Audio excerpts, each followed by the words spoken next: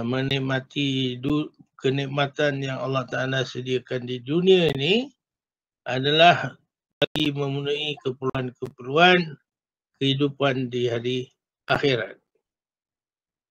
Bukan untuk dunia saja, tapi terus menuju kepada hari akhirat. Ada kawan awak baru masuk, hilang dah.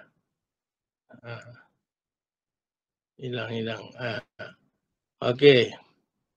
Ada lagi ke nak masuk? Yang nak masuk. Baik. Ini asas kepada pemikiran ekonomi Islam. Baik, kemudian perkembangan dalam pemikiran ekonomi Islam bermula dengan kedatangan Islam. Dan terdapat dua bentuk pemikiran. Yang pertama yang bersifat bahagian yang tetap, iaitu asas atau dasar umum yang mana bersumber daripada Al-Quran dan As-Sunnah. Yang kedua ialah teori atau kaedah yang diijtihadkan oleh para sarjana untuk melaksanakan dasar-dasar umum perekonomian tadi. Iaitu aspek ini mengalami perubahan, aspek yang berubah. Okey. Aspek yang berubah-ubah, yang boleh berubah pada setiap masa, setiap zaman. Ini asas. Pemikiran ini sebagai asas. Baik, sejarah perkembangan dalam pemikiran ekonomi Islam tak ada yang membahagikan kepada tiga, iaitu tahap pemikiran, tiga tahap pemikiran, iaitu kemajuan dan kesuburan, tahap pembekuan, kemerosotan dan kemunduran, dan yang ketiganya kebangkitan semula. Ini seperti apa yang dijelaskan oleh Dr. Muhammad Sabri Salamun dan Al-Fanjari serta Muhammad Al-Babili. Ini yang membincangkan tahap-tahap pemikiran dalam perkembangan pemikiran ekonomi Islam. Baik, saya dah jelaskan juga faktor-faktor yang mempengaruhi kemajuan dalam pemikiran Islam. Yang pertama ialah faktor Al-Quran dan juga As-Sunnah. Yang kedua, perkembangan ilmu pengetahuan. Bila berlaku zaman perkembangan pemikiran dalam ekonomi Islam. Yang ketiga, perkembangan aspek sosioekonomi masyarakat Islam. Ini juga mempengaruhi dari segi perkembangan pemikiran ekonomi. Sesuatu kemajuan yang dicapai sebagai kemajuan sosioekonomi masyarakat Islam, ia mempengaruhi kepada kemajuan dalam pemikiran. Jadi berkembangnya tahap ataupun level masyarakat mempengaruhi asas-asas pemikiran masyarakat semasa. Baik, tahap yang pertama ialah tahap kesuburan. Jadi tahap kesuburan ni ialah zaman awal Islam, di mana amalan ekonomi amat terhad. Zaman awal tu tidaklah sebagaimana yang berlaku seperti pada hari ini. Wujudnya kemajuan industri, wujudnya kemajuan yang canggih dalam kehidupan. Tapi pada zaman dahulu, pada zaman awal itu hanyalah terhad kepada bidang peternakan, kepada bidang perniagaan. Dan itu digambarkan dalam Al-Quran, di mana dalam surah Quraisy Allah Ta'ala menggambarkan bagaimana orang Arab Quraisy zaman awal itu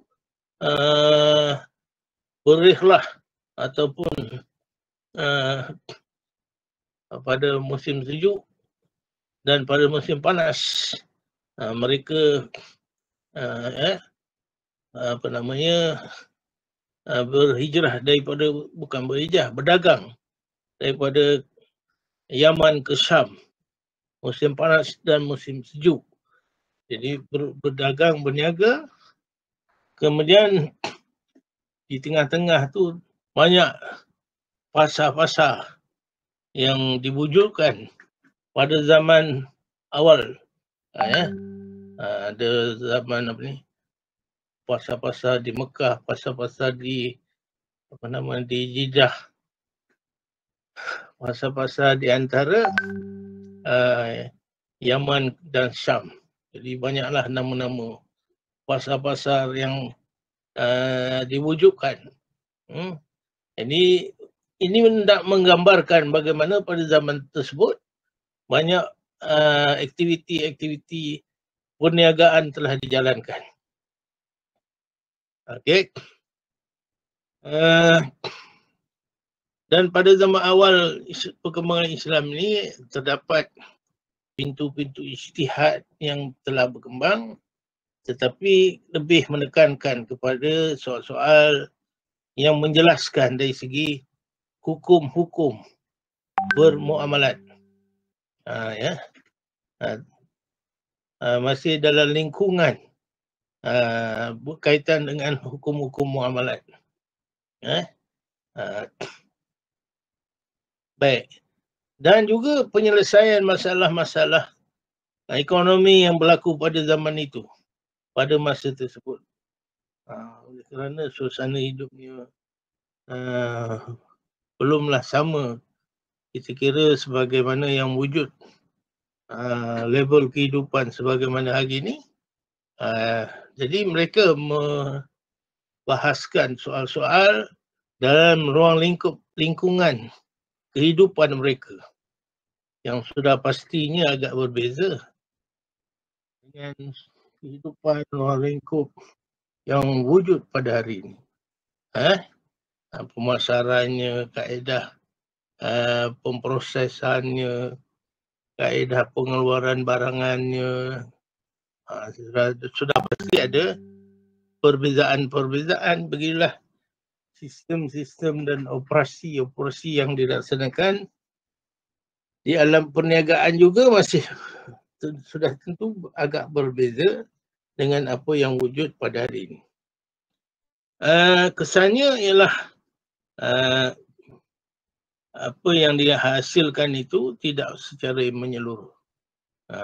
Tidak, maknanya tidak menyentuh semua hal yang berkaitan dengan apa yang berlaku, apa yang wujud pada masa kini. Baik. Menjelang abad yang kedua hijrah, setelah berhijrah Rasulullah daripada Mekah ke Madinah, telah terbit kitab-kitab fiqh yang berkaitan tentang kegiatan ekonomi secara terperinci, yang mana ia membahas isu-isu yang khusus seperti isu berkaitan dengan soal riba, makan riba, jenis riba,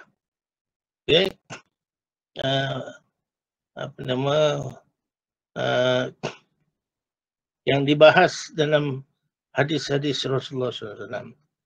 Kemudian soal-soal yang berkaitan dengan monopoli, sistem harga, syarikat, sistem pasaran, dan lain-lain persoalan ekonomi semasa. Kemudian kecenderungan ulama pada zaman tersebut mengkaji aktiviti-aktiviti ekonomi yang berlandaskan dalil-dalil daripada Al-Quran dan As-Sunnah. Mereka mengkaji berpandu kepada nas-nas dalil-dalil daripada sumber Al-Quran dan juga sumber As-Sunnah.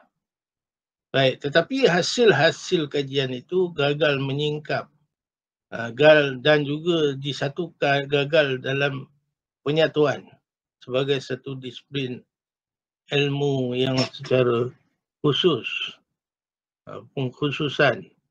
Maknanya tidak berlaku lagi pengkhususan. Pengkhususan tidak wujud lagi pada zaman tersebut. Jadi terpaksa join dengan disiplin ilmu yang lain. Baik, sebagai contoh penulisan pada zaman awal, contohnya ialah apa yang dihasilkan oleh Imam Abu Yusuf dalam kitab Al-Kharaj. Kitab Al-Kharaj oleh Imam Abu Yusuf. Kemudian kitab Al-Kharaj oleh Yahya ibnu Adam. Kemudian kitab Al-Amwal oleh Abu Ubaid bin Salam.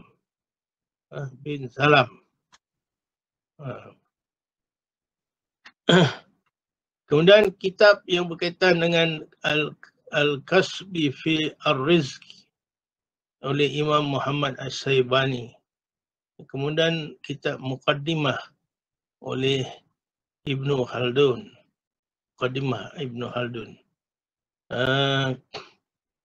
Kemudian kitab Al-Ibar juga oleh Imam Ibnu Khaldun. Kemudian Al-Hisbah fil Islam oleh Ibnu Taimiyah, yang mana tajuk Al-Hisbah ni juga mengambil kira juga panduan-panduan yang telah diberikan oleh Ibnu Khaldun. Kemudian Al-Hisbah fil Islam oleh Ibnu Taimiyah, Al-Hisbah dalam pemerintahan Islam. Kemudian yang akhir sekali As-Siyasah Asy-Syar'iyyah fi Islah Ar-Ra'yi wal Ra'iyah oleh Ibnu Taimiyah.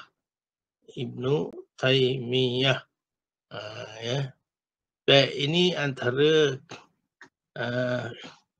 karya-karya penulisan pada zaman awal. Tahap yang kedua ialah bila berlakunya pembekuan dari segi pemikiran ataupun menuju kepada kemunduran dalam perkembangan pemikiran. Jadi abad yang keempat Hijrah ataupun 12 Masihi, apa yang berlaku ialah pada tahap ini apa yang berlaku, pemerintah dan masyarakat awam terlibat dengan kegiatan-kegiatan fitnah. Apa yang berlaku pada zaman tahap ini, level pembekuan dan pemikiran itu ialah pertama sekali berlakunya konflik antara rakyat dengan pemerintah yang diamanahkan, tapi tidak dapat diamanahkan sepenuhnya. Kemudian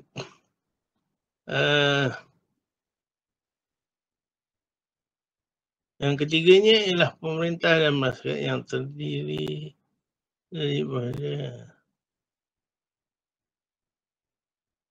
pemerintah dan masyarakat awam terlibat dengan kegiatan fitnah memfitnah.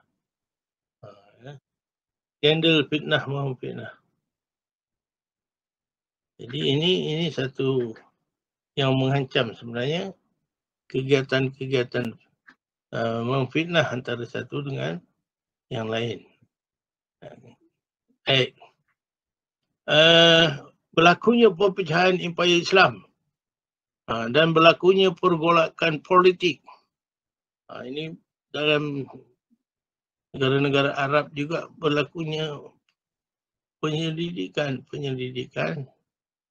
dan juga apa yang berlaku pada masa tersebut ialah empayar Islam ini sudah mulai berlakunya perselisihan sehingga membawa kepada munculnya negara-negara Islam yang telah diperintah oleh pemimpin-pemimpin mereka daripada keturunan Arab juga yang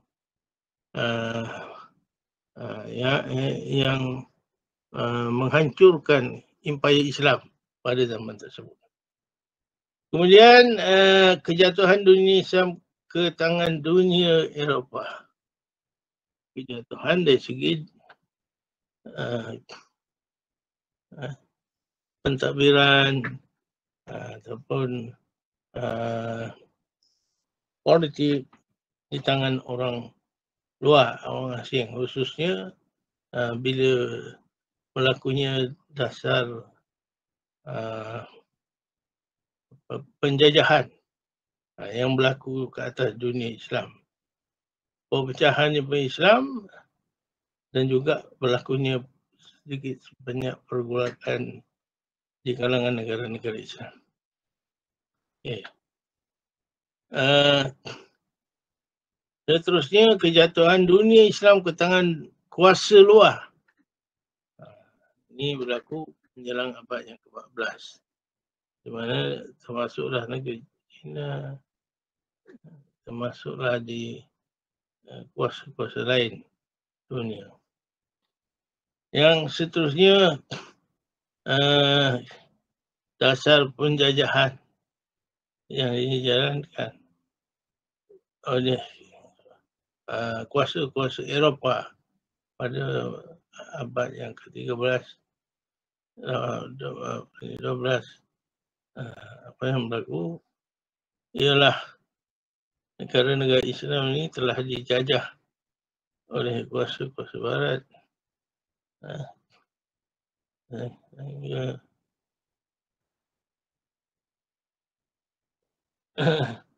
tinggal nama saja ya.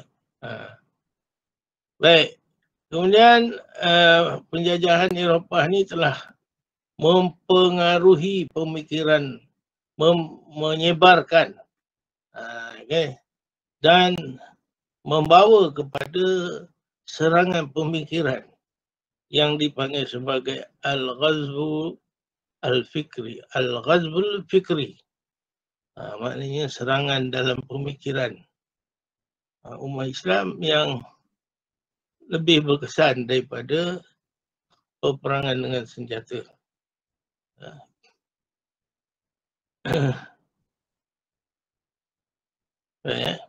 Jadi ini di antara faktor-faktor yang mewujudkan kemunduran dalam pemikiran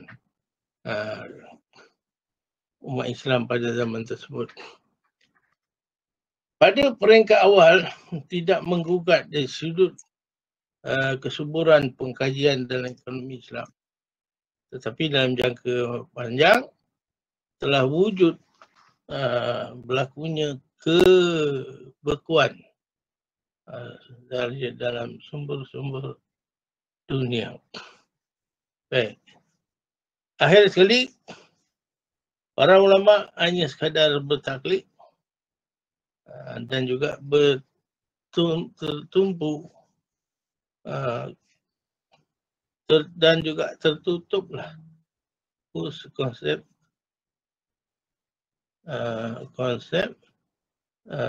ijtihad dalam menyelesaikan permasalahan yang dihadapi oleh umat Islam pada masa tersebut. Jadi ini satu yang menjadi sebagai faktor utama lah. Baik.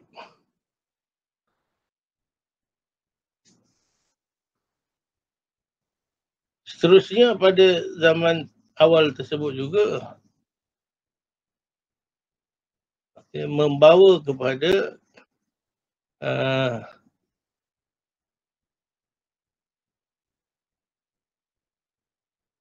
ilmu-ilmu ekonomi yang hanya tersimpan di dalam buku-buku kecil saja. Ini sebagai contoh. Baik. Ilmu-ilmu ekonomi Islam hanya tersimpan dalam kitab-kitab lama. Kekosongan ilmu ini menyebabkan orang Islam beralih ke dunia luar.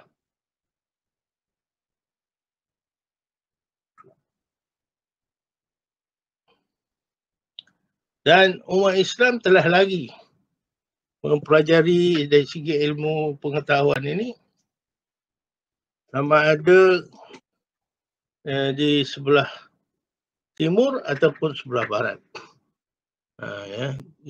Ini kesan daripada tidak adanya idea-idea yang baru dalam ataupun pintu ijtihad yang dikatakan telah tertutup tadi, tidak melahirkan pemikiran-pemikiran, idea-idea yang baru yang boleh dijadikan rujukan dalam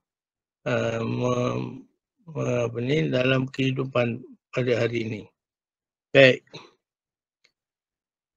Akhirnya berlakunya revolusi industri di barat menjelang abad ke-19. Okey. Kemudian lahirnya revolusi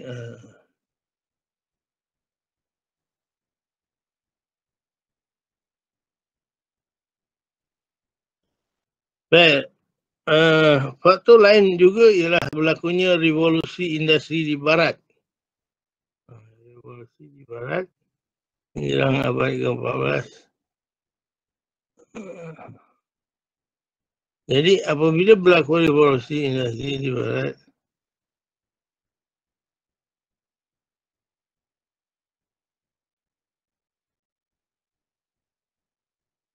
ramai individu Muslim mempelajari ilmu daripada barat.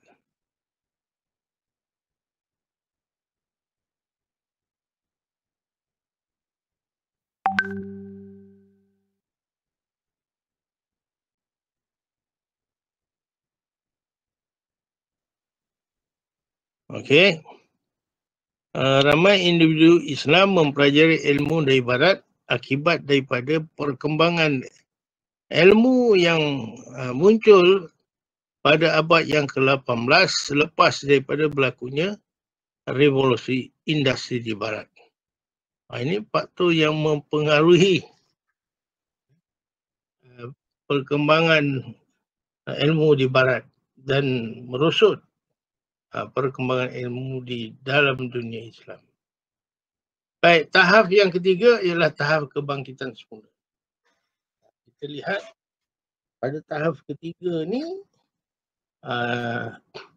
tahap kontemporari, di mana tahap ini telah menunjukkan kepada kita bagaimanakah pada masa kontemporari ini berlakunya kebangkitan semula, yang mana ia merangkumi tiga aspek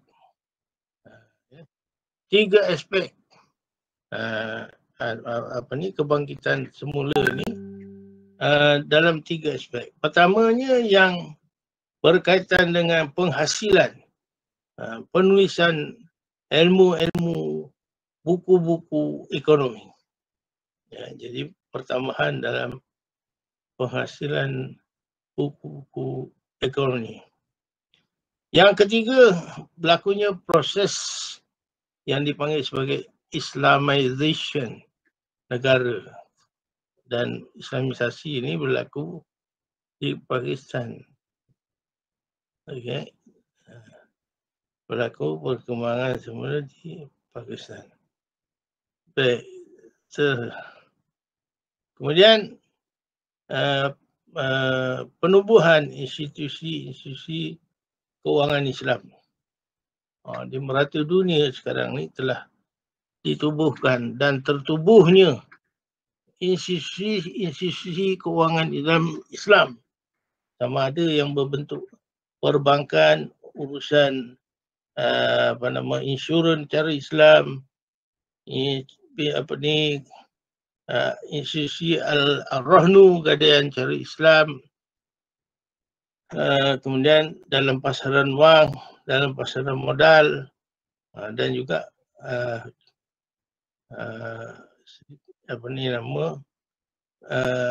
institusi-institusi lain yang membantu dalam institusi kewangan. Baik. Menjelang abad yang ke-20 Masihi, umat Islam mula menyedari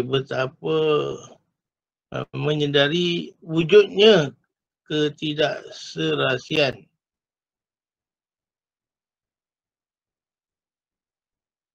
Okay. Jadi pada abad 20 Masihi, umat Islam mula menyedari wujudnya ketidakserasian. Ada juga kelemahan dalam sistem ekonomi dari Barat. Jadi menjelang abad yang ke-20 Masihi ini, ramai di kalangan ulama-ulama dan juga masyarakat umat Islam menyedari bahawa sistem yang diamalkan, yang ditinggalkan oleh Barat itu telah tidak dapat menepati dengan apa yang dikehendaki dalam Islam itu sendiri. Amalan yang kita laksanakan dalam institusi keuangan, banyak dari segi kelemahan-kelemahannya. Banyak dari segi kekurangan-kekurangannya. Yang seterusnya ialah seruan supaya umat Islam kembali kepada agama Islam yang sebenarnya. Ini seruan-seruan daripada sama ada kumpulan-kumpulan yang ditubuhkan daripada kumpulan-kumpulan gerakan-gerakan Islam dunia. Ini dulu ada pengajaran dari segi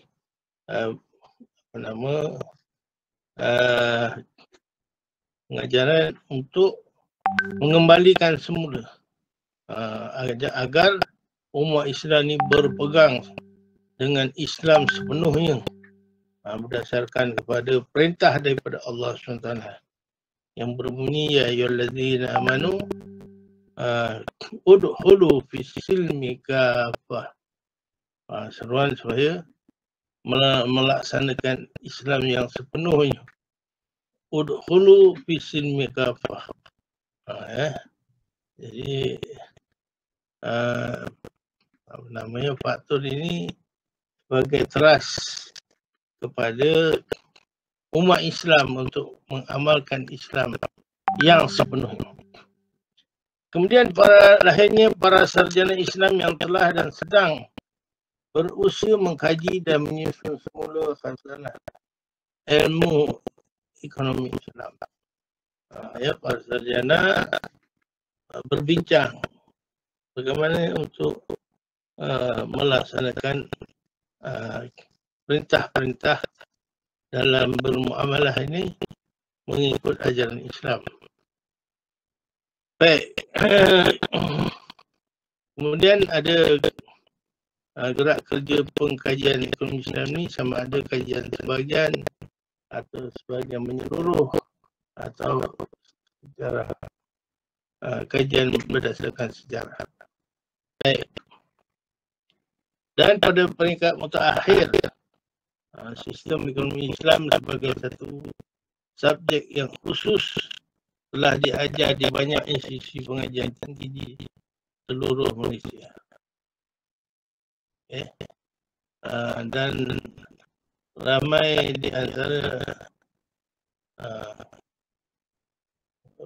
ramai antara pelajar dan penulis yang belajar di Eropah, yang menulis tentang amalan-amalan dalam sistem keuangan Islam ini, sama ada peringkat masters ataupun PhD. Mereka mengkaji dan mereka menghasilkan penulisan tesis yang berkaitan dengan keuangan dalam Islam. Dan ratusan institusi penyelidikan yang khusus telah berjaya. Ratusan institusi penyelidikan yang khusus telah diwujudkan, terutamanya yang berkaitan dengan ekonomi Islam. Kemudian dari segi penulisan ekonomi Islam dalam berbagai topik penulisan dan kaedah mengikut kaedah kontemporari telah banyak dihasilkan.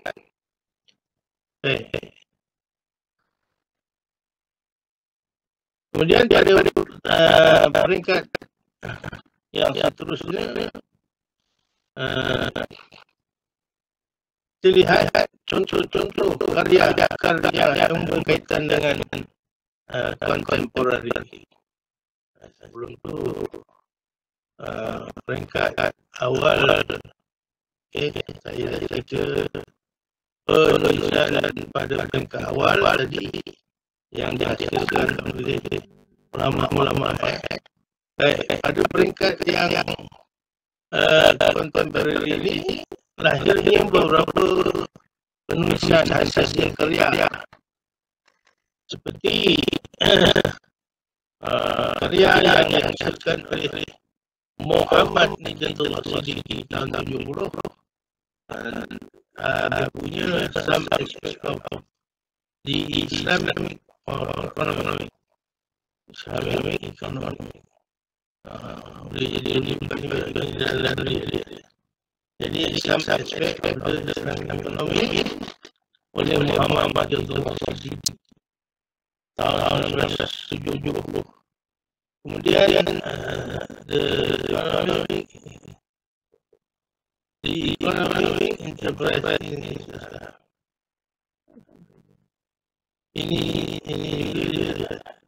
hasilkan pada tahun 1970 oleh Dr. Nijatullah Siddiqi. Kemudian yang keduanya di economic enterprise Islam oleh Muhammad juga Dr. Muhammad Nijatullah Siddiqi tahun 2009. Ekonomi enterprise Islam, lebih orang-orang pasaran dalam ekonomi Islam, tentu pasaran dalam ekonomi Islam. Yang ini kalau doktrin Islam, buku ini ada mengenai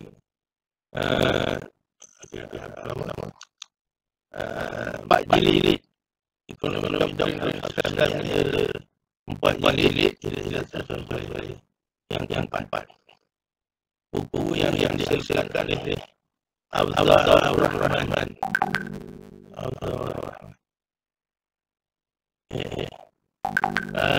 Doktrin Islam bagian sampai yang terlarang oleh Abdullah Rahman.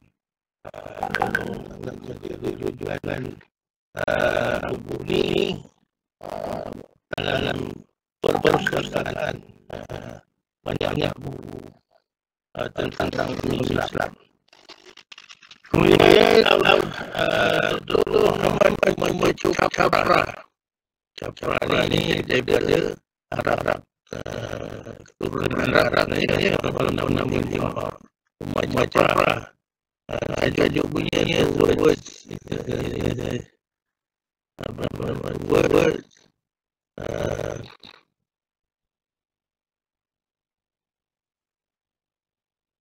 ekonomi doktrin Islam ini tentang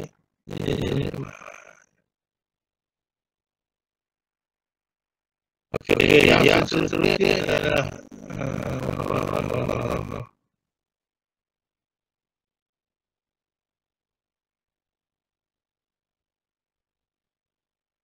Okey, kemudian yang sekali Islamic economy teori dan praktis oleh Dr. Muhammad yang ditulis oleh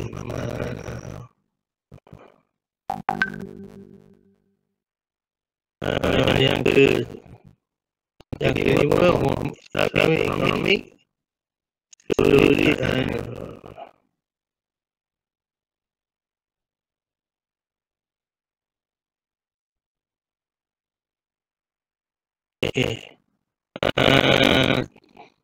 Manan telah menulis buku dalam bahasa Melayu ekonomi Islam teori dan praktis.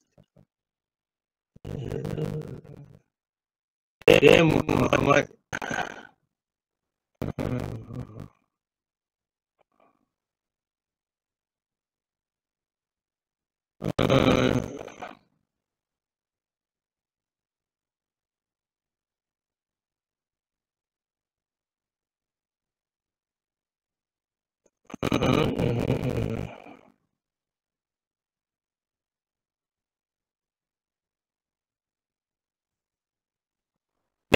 Islamic Economics Theory and Practice oleh Muhammad Manan yang dihasilkan pada tahun 1986.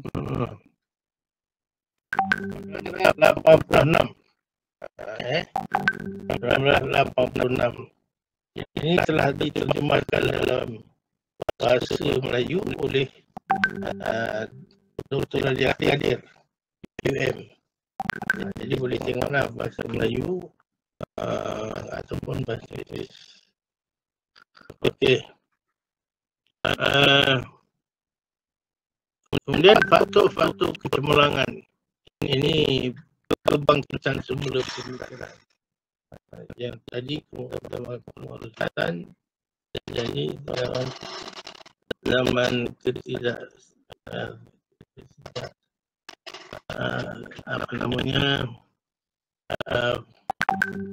tertutupnya pintu ijtihad, dan yang ketiganya faktor-faktor kecemerlangan yang menyokong berlakunya kebangkitan semula. Antara faktor yang menyokong ialah pertamanya berlaku kemerdekaan negara Islam. Jadi apabila berlakunya kemerdekaan banyak di negara-negara Islam. Di negara Islam. Baik. Jadi faktor kebebasan ini sebagai satu faktor di mana kemerdekaan negara Islam selepas perang dunia berlaku. Okey.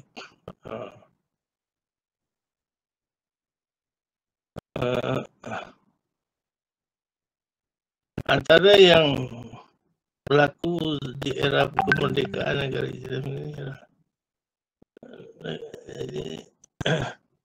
apa yang berlaku ialah kemerdekaan negara Islam selepas Perang Dunia Kedua. Di negara-negara Islam telah mencapai kemerdekaan dan selepas daripada Perang Dunia Kedua. Jadi Perang Dunia Kedua itu selepas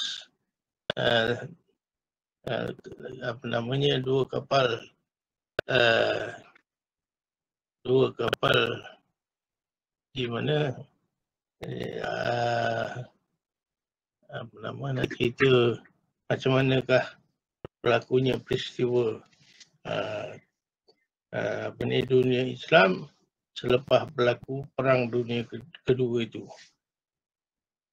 Jadi keamanan dan juga kemerdekaan yang dicapai ini mengajak kepada keperluan untuk meningkatkan ekonomi negara dan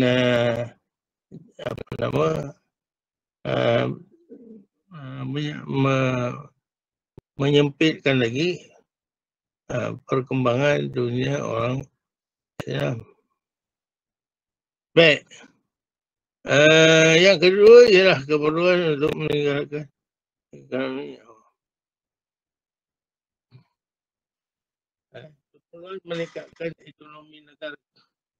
Ini dilihat sebagai satu faktor yang penting daripada terus bergantung kepada dunia yang menguasai umat Islam. Ini penting. Saya dah jelaskan hari itu tentang objektif dalam ekonomi Islam kan. Membebaskan daripada berterusan kebergantungan dengan kuasa-kuasa asing. Sebaliknya perlu untuk meningkatkan ekonomi negara. Okey, kemudian kegagalan sistem ekonomi barat yang dilihat kerap berlaku. Apa yang berlaku ialah di dunia barat ini sering meningkatkan masalah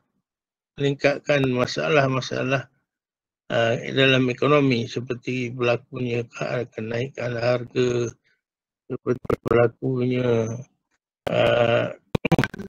amalan-amalan ekonomi yang menekan dan menindas pengguna. Dan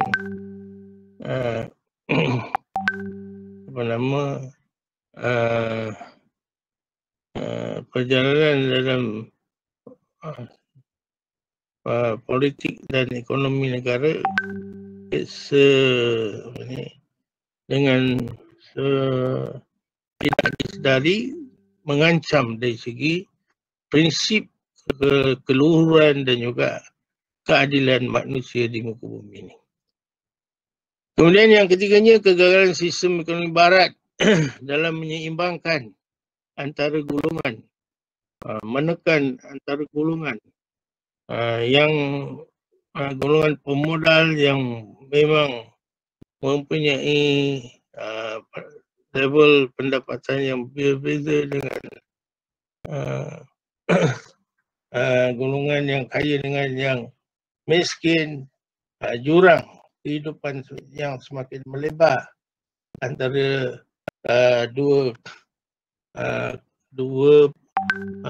level masyarakat ini telah menimbulkan gejala ketidakharmonian dalam masyarakat.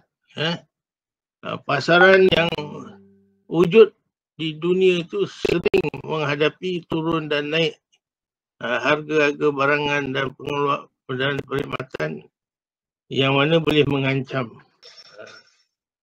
dari segi perjalanan ekonomi negara. Kemudian yang keempatnya, para sarjana Islam beralih kepada Islam untuk mencari alternatif yang baru. Lepas daripada banyak gejala-gejala, banyak kegagalan barat dalam menyelesaikan masalah-masalah perekonomian yang membawa kepada para sarjana ini beralih kepada kaedah-kaedah Islam dalam sistem ekonomi dan keuangan yang ada pada hari ini. Dan akhirnya telah terbit berbagai gagasan berkaitan dengan ekonomi Islam, seperti contohnya peranan kerajaan dalam Islam, campur tangan kerajaan diperlukan dalam Islam yang tidak diiktiraf dalam ekonomi kapitalis. Dalam sistem sosialis pula yang menyekat dan membendung kebebasan individu, sedangkan usaha-usaha itu dijalankan oleh individu, tetapi hasil pulangannya hasil yang memberi kepada keuntungan untuk segelintir masyarakat saja. Jadi ini merupakan faktor yang menyumbang kepada proses kebangkitan semula ekonomi Islam. Yang kedua, kesedaran Islam, faktor kesedaran Islam. Ini berlaku kerana sebab-sebab yang tertentu. Antaranya ialah keruntuhan moral dan berlakunya kemiskinan yang teruk di dalam masyarakat dunia hari ini. Ya, terutama negara-negara barat yang mana mereka hanya menekankan dari segi pembangunan fizikal, menekankan dari segi kemajuan fizikal tanpa menekankan aspek-aspek keruntuhan dari segi nilai-nilai moral dan sosial. Banyak gejala-gejala yang negatif telah muncul dalam masyarakat. Gejala sosial yang menyebabkan masyarakat hilang kepercayaan kepada aspek pembangunan dan perancangan ekonomi yang hanya bersifat menekankan aspek fizikal semata-mata. Kemudian berlakunya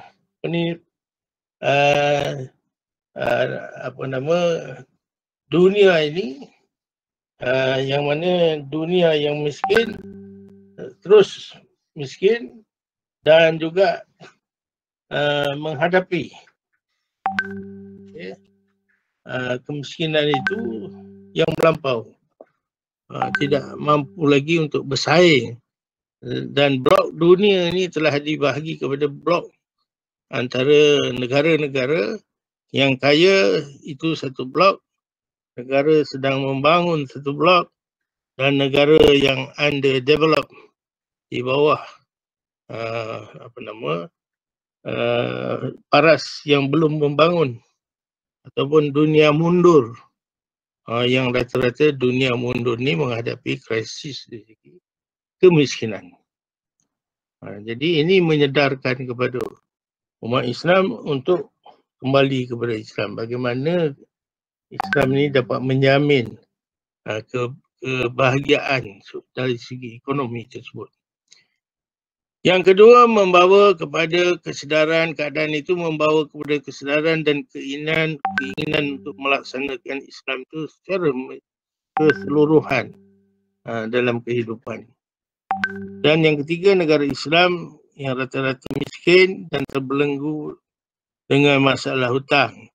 Ini juga merupakan satu faktor kenapa untuk membebaskan negara ini daripada terus terbelenggu dengan soal dan juga masalah sistem yang diamalkan yang membawa kepada pertambahan hutang, hutang yang semakin bertambah. Kemudian persoalan riba telah menjadi faktor perbahasan di kalangan sarjana-sarjana Islam. Riba yang menindas bagaimana sistem kapitalis yang berpaksi kepada riba ni telah mengancam keharmonian dalam masyarakat. Kemudian faktor kesedaran tadi telah menimbulkan untuk memperkenalkan amalan perbankan yang dilaksanakan secara Islam yang berdasarkan kepada kontrak perkongsian untung dan rugi, ataupun kita panggil sebagai partnership ataupun mudharabah. Mudharabah perkongsian di antara modal dengan pengusaha. Kemudian dengan itu akhirnya telah tertubuhlah bank-bank yang beroperasi secara Islam yang bermula dengan bank eksperimen, bank percubaan yang ditubuhkan di Midgham, Mesir tahun 1963. Telah didirikan satu bentuk bank yang berobjektifkan untuk membantu peniaga-peniaga kecil untuk mendapat dana-dana bagi membiayai perniagaan tersebut berasaskan kepada bank kerjasama kooperatif. Okay. Dan ia dapat menyediakan dana-dana dengan lebih mudah lagi, terutama kepada orang-orang yang sangat-sangat memerlukan. Ya. Dan bank ini telah berjaya, sebenarnya telah berjaya, tetapi malangnya bank tersebut telah ditutup. Ya. Ditutup oleh pihak kerajaan kerana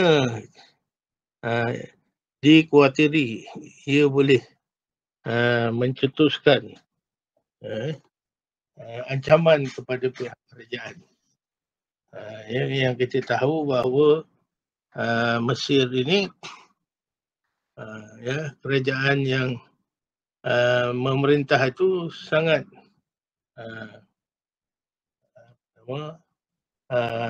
menjaga kepentingannya. Kerana ketika itu munculnya gerakan-gerakan Islam yang dianggap akan meruntuhkan kerajaan, iaitu gerakan Ikhwan Muslimin. Jadi oleh kerana bank ini cenderung kepada kebangkitan Islam yang mengancam negara Mesir pada masa tersebut, maka bank ini terpaksa ditutup dan diharamkan. Walaupun dia menunjukkan prestasi yang boleh memberangsangkan kepada operasi muamalat tanpa ada riba. Baik. Yang ketiga, berlakunya banyak persidangan ekonomi. Ini tahap persidangan pula selepas daripada faktor kedua tadi. Diadakan berbagai-bagai persidangan berkaitan dengan soal-soal ekonomi Islam di merata dunia yang mencetuskan pemikiran-pemikiran dalam ekonomi. Antaranya diadakan First International Conference on Islamic Economic di Mekah tahun 1976. Ini dibincang, dibahas tentang idea-idea perekonomian Islam yang sewajarnya dilaksanakan. Okay. Yang kedua, berlakunya persidangan pertama sebagai pemangkin di peringkat antarabangsa. Dan Dr. Muhammad Umar Zubair dan juga Profesor Dr. Khursi Ahmad telah memainkan peranan yang penting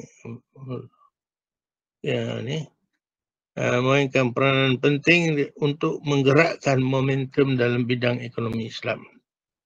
Jadi kalau kita lihat Profesor Khursi Ahmad ini banyak menulis karya-karya tentang ekonomi Islam dan juga pemikiran ekonomi Islam ini secara yang progresif, secara yang menghasilkan karya-karya yang dapat dijadikan rujukan-rujukan oleh para sarjana, oleh para cendekiawan-cendekiawan yang mahu melaksanakan ekonomi Islam. Dan kemudian diadakan juga kertas kerja Muslim Economic Thinking oleh Dr. Muhammad Nijatullah Siddiqui yang telah menjadi asas kepada perbincangan di kala persidangan dan menjadi pemangkin bagi pembangunan ekonomi Islam seterusnya. Baik, kemudian yang berlaku pada zaman kebangkitan ini ialah peranan institusi Islam di mana telah lahir antaranya institusi yang terpenting termasuklah Association of Muslim Social Scientists di Amerika Syarikat tahun 1972, lainnya Islamic Foundation di Leicester, UK, lahirnya Islamic Economic Research Bureau di Dhaka, Bangladesh. Kemudian Center for Research in Islamic Economic King Abdul Aziz, Jeddah, Jeddah 77, dan International Institute of Islamic Thought di Hendon, Virginia, Amerika Serikat. Kemudian wujudnya Islamic Research and Training Institute Islam,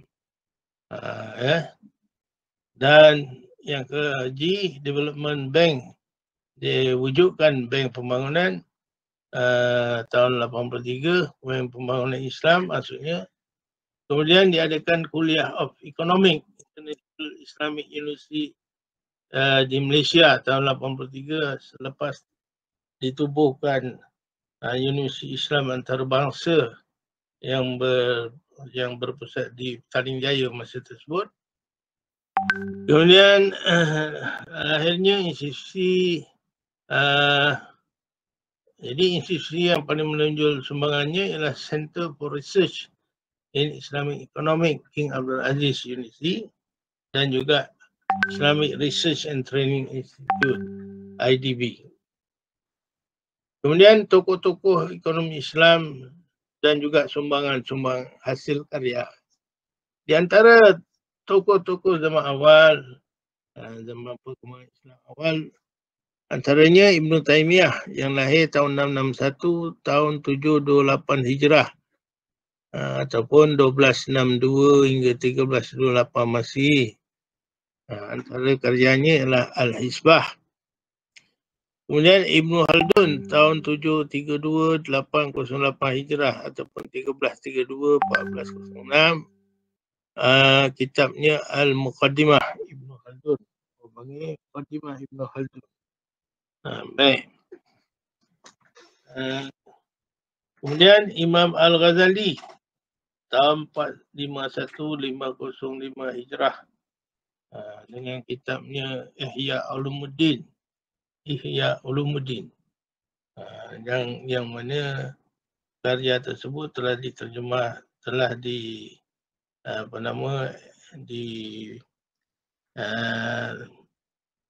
rumuskan dalam buku, dalam kitab Bimbingan Mukmin.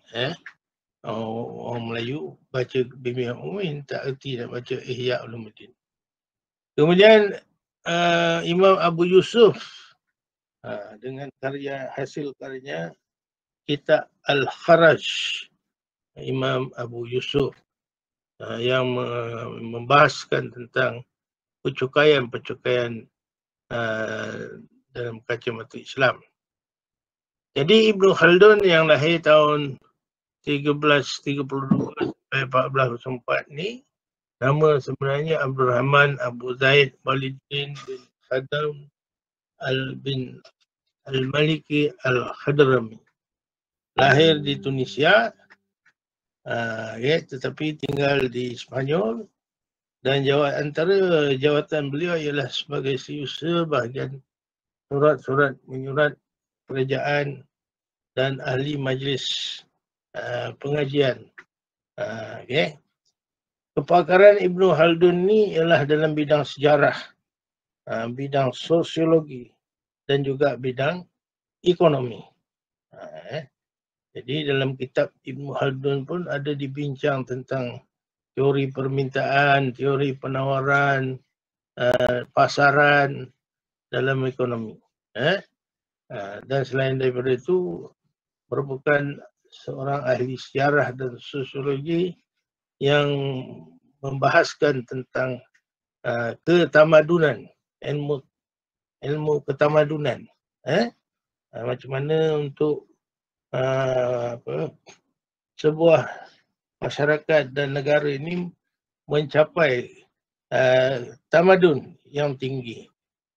Faktor-faktor pencapaian dalam tamadun sebuah negara. Antara kitab beliau ialah Muqaddimah tadi. Kitab Muqaddimah iaitu Al-Ibar yang membincang sejarah barbar. Antara tajuk-tajuk dalam kandungan kitab tersebut termasuklah pembahagian buruh, perdagangan antarabangsa, keuangan Islam. Ini terangkum semua dalam perbahasan kitab Ibn Khaldun. Baik. Yang keduanya Ibn Taymiyah yang lahir tahun 1263 hingga 1328 Masih. Ibn Taymiyah ni nama yang panjang, saya tak sebutlah. Sekadar tunjuk je lah Ibn Taymiyah. Yang lahir pada 12 Rabiul Awal. 12 pula. 10 Rabiul Awal. Tahun 661 Hijrah. Bersamaan 22 Januari 1263. Iaitu di mana? Harran, Damsyik. Di Syria lah. Negara Syria gini. Yang tempat kelahiran beliau. Yang sayangnya sehingga hari ini berlakunya krisis dan ramai yang terbunuh dalam krisis tersebut. Kepakarannya ialah dalam semua bidang ilmu Islam, termasuklah tasawuf dan juga ilmu falsafah. Termasuk Ibn Taymiyah ni dalam bidang al-hisbah, ekonomi, dalam bidang ekonomi. Baik, sumbangan Ibn Taymiyah ni antaranya ialah menghasilkan kitab Al-Hisbah fil Islam dan juga kitab As-Siyasah Asy-Syar'iyyah fil Islah Ar-Ra'i war-Ra'iyah. Tajuk yang dibahas dalam kitab tersebut antaranya ialah bagaimana mewujudkan keadilan dalam urus niaga. Sebab itu dikait dengan hisbah tu. Kemudian perkongsian dalam ekonomi, perkongsian dalam perniagaan dan sebagainya. Kemudian peranan permintaan dan penawaran. Ini teori dalam ekonomi lah, permintaan dan penawaran. Okey. Baik. Yang seterusnya Imam Al-Ghazali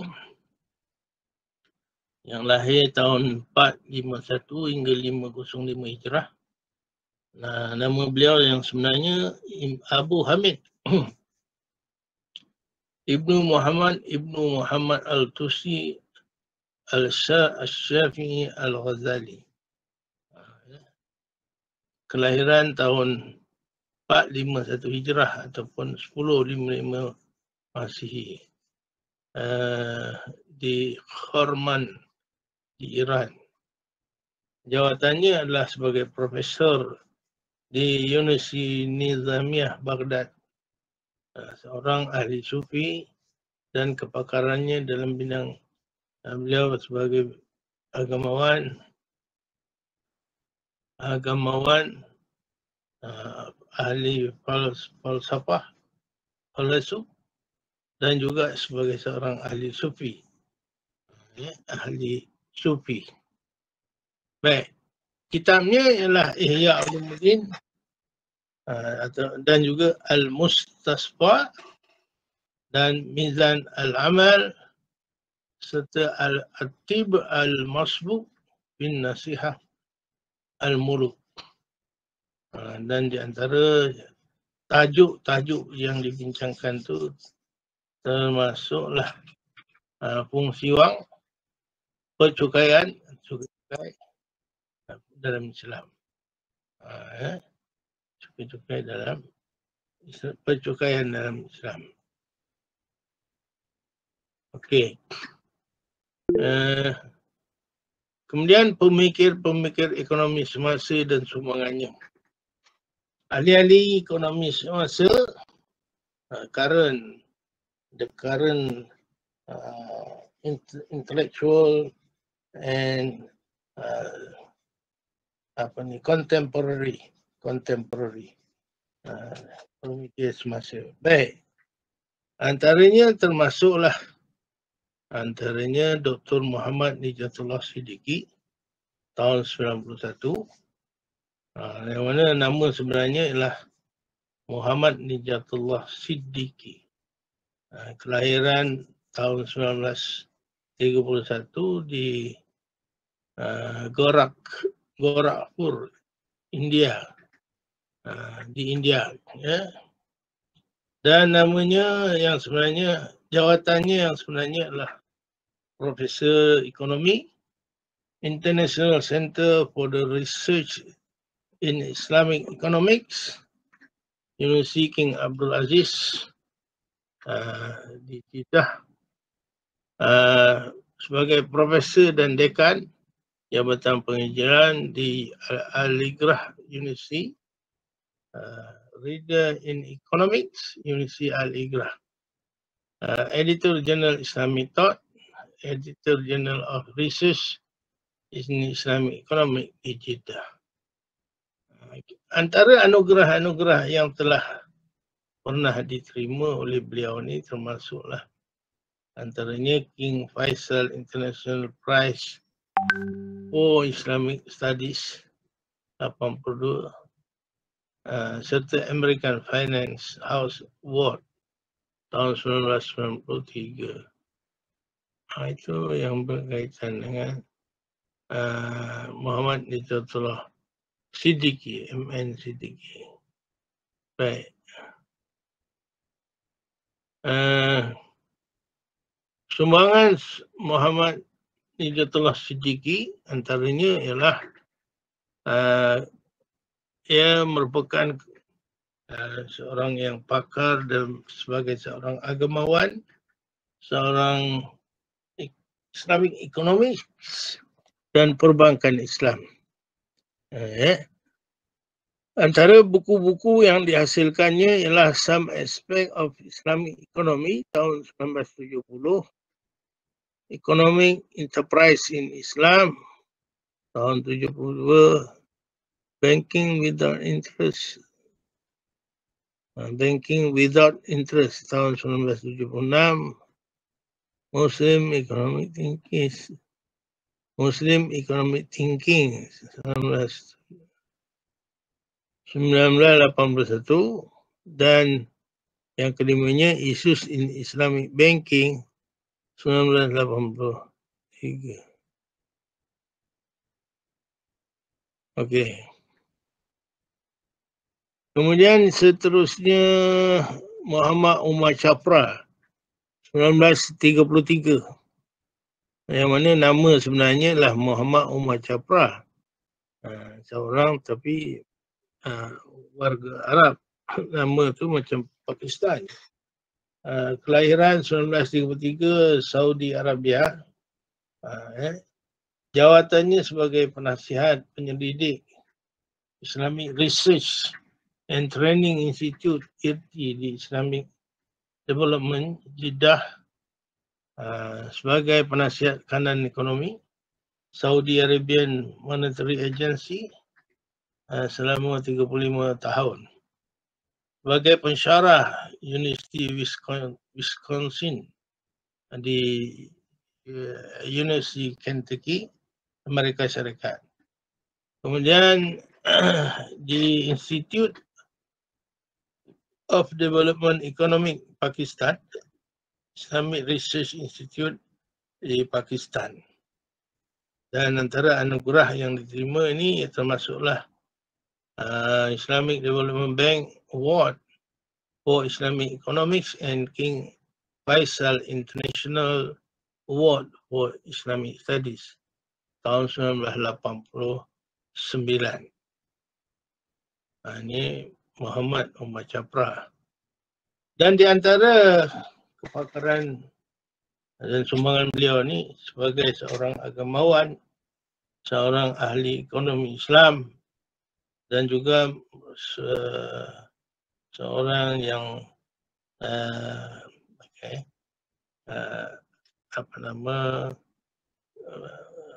banking, Islamic banking,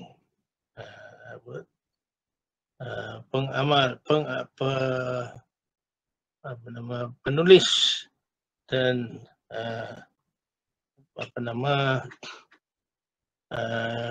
yang melahirkan idea-idea untuk pembentukan perbankan Islam.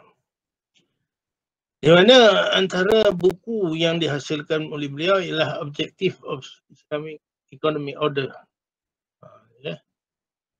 Kita rujuk tentang apa antara objektif ekonomi Islam tu dalam buku beliau ni. Kemudian The Islamic Welfare State and its role in the economy, tahun 79. Ini lebih kepada bagaimanakah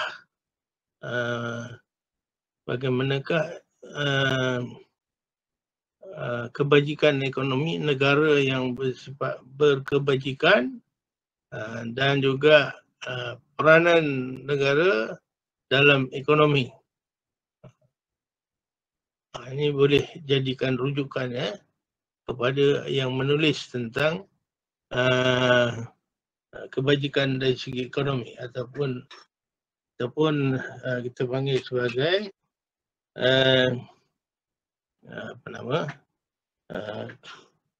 kesejahteraan dalam ekonomi Islam. Baik, kemudian yang seterusnya ialah ke arah sistem keuangan yang adil, towards a just monetary system.